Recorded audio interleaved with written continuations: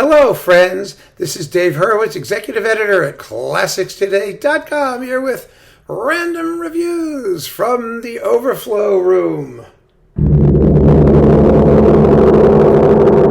Yes, I have to apologize. In the last random review video, the opening hello got a little chopped off, but that's because I was holding Finster in one hand, and her appearances are so unusual and distinctive that I didn't want to remake it, because that would have taken Finster out of it. And we all know that Finster is far more important than me or music or anything I have to say about it. So I hope that all of you Finster files were satisfied. Anyway, we're working our way backwards through the alphabet, and we're in the R's, and today is all about one guy, Ned Rorem, the late Ned Rorem. Wonderful, wonderful American composer. He so deserves your time and attention. I've talked about him a few times already on this channel, and there will probably be more to come because he's just first class. He really is. And let's see what we have here.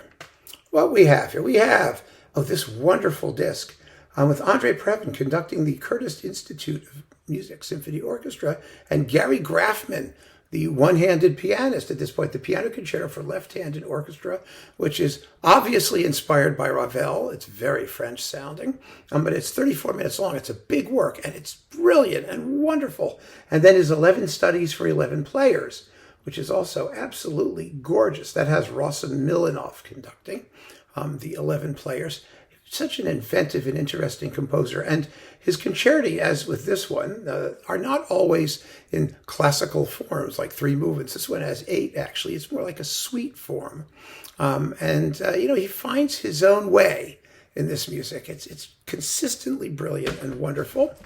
Then we've got his violin concerto with Gideon Kramer in the New York Philharmonic, which is absolutely first-rate. It's one of Bernstein's few excursions into the American repertoire that was not his own on Deutsche Grammophon. There were a couple, there was the Harris Symphony and Schumann and things he did, or Schumann, pardon me, things that he did a couple times, but this was all new stuff.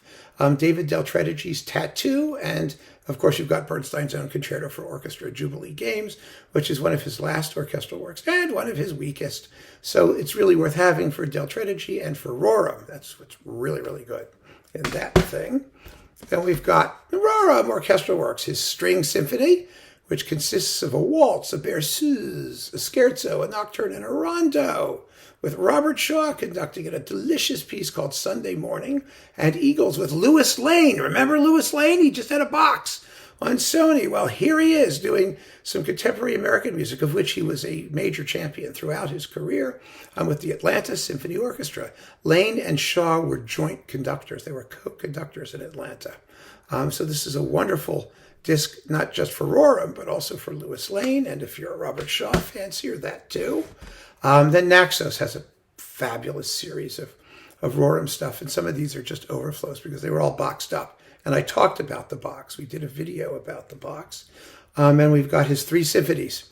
The 3rd symphony particularly is absolutely one of the great American symphonies, which never gets played. It has 1, 2, 3, 4, 5 movements, beginning with a Passacaglia.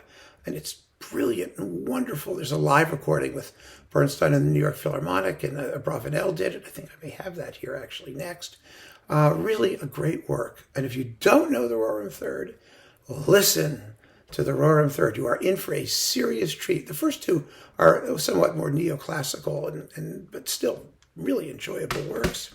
And here is the American orchestral music thing with lots of different people. But you've got, yes, the Utah Symphony is Rorem Third and the William Schumann 7th with the Utah Symphony and Bravanel. It's on Vox.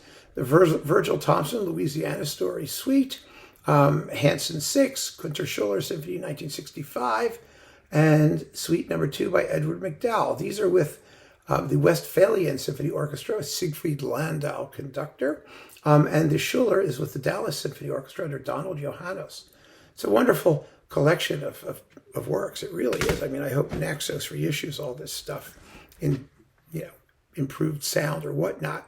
Then we've got the Louisville Orchestra with Jorge Mester and Robert Whitney, the 11 Studies for 11 Players, and the Piano Concerto in 6 movements, which is different from the Piano Concerto for the left hand. So that's a totally different thing. These were world premiere recordings. The 11 studies were 1959. The piano concerto was 1969. And this is Louisville first edition. I don't know if those things still exist now either. So I got them when I could. Let's put it that way. Then some more of the Naxos goodies. We've got the double concerto for violin, cello, and orchestra. I mean, again, it's a sweet thing. It has titles, movement titles. Morning, Adam and Eve, Mazurka, Staying on Alone, Their Accord, Looking, Conversation at Midnight, and Flight. Now, this is an interesting thing because the Conversation at Midnight is 14 minutes long. It's half the work. And all of the other little movements are the rest. 1 or 2 minutes each. And then after reading Shakespeare for cello solo, we've got Jaime Laredo and Sharon Robinson with the Iris Orchestra under Michael Stern, who was doing such wonderful work in Kansas City. And Reference Recording was documenting that. Ned Rorem, The End of Summer, The Book of Hours, and Bright Music, played by the Fibonacci Sequence. These are works for chamber ensemble. The Book of Hours is for flute and harp. End of Summer is for clarinet, violin, and piano. And Bright Music is for chamber ensemble. That's also on New World somewhere. Didn't we just talk about that? I don't know. Was it on here? No, it wasn't on here. It's a different disc, but it's available elsewhere. I have it somewhere else, so maybe upstairs. Must be. And then we've got, let's see, what is this? On New World Records, Ned Rorem's English Horn Concerto, Preamble and Amble, Love Letter. Isn't that adorable? Recurring Dream, Perpetual Motion, and Medley and Prayer. The Rochester Philharmonic under Michael Palmer. But you've also got English Horn Concerti. This is Thomas Stacy, the English horn player of the New York Philharmonic. Wonderful, wonderful player. Vincent Persichetti's English Horn, Concerto for English Horn and String Orchestra. And Sidney Hodkinson, The Edge of the Old One, with the Eastman Musica Nova, Paul Phillips conducting.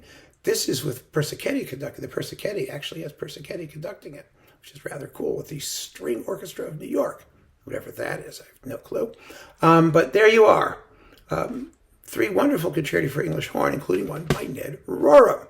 So go start listening to your Rorem. Just go listen to the Third Symphony. Start there. And that disc with the concerto for the left hand is just gorgeous. You're really going to enjoy this stuff. It's great music. So keep on listening, friends. Thanks for joining me. Take care.